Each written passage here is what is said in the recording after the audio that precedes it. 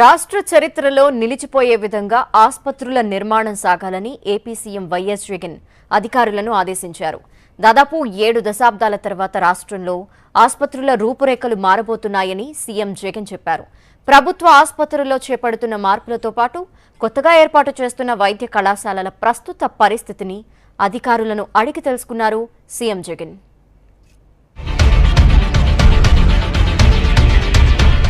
రాష్ట్రంలో నిర్మించతలపెట్టిన ఆసుపత్రులు చరిత్రలో నిలిచిపోయే విధంగా ఉండాలన్నారు సీఎం జగన్.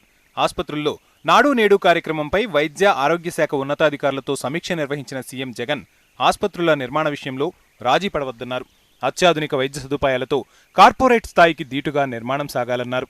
ఆసుపత్రుల్లో యంత్రాలు, ఏసీలు, లిఫ్ట్లు, ఎలక్ట్రికల్, నాన్ ఎలక్ట్రికల్ ఉపకరణాలు, ఫైర్ కంట్రోల్ ఎక్విప్మెంట్ వంటి అన్నింటి నిర్వహణ బాధ్యత 7 ఏళ్ల పాటు అప్పగించాలని సూచించారు. విద్యుత్ ఖర్చు తగ్గించుకునేందుకు అవసరమైతే సౌర విద్యుత్ వ్యవస్థ ఏర్పాటు చేస్తామన్న సీఎం 3 ఏళ్లలో అన్ని ఆసుపత్రుల నిర్మాణాలు పూర్తి కావాలన్నారు. ఆసుపత్రుల్లో నాడు నేడు కార్యక్రమంపై అధికారులు సీఎం జగన్కు వివరించారు.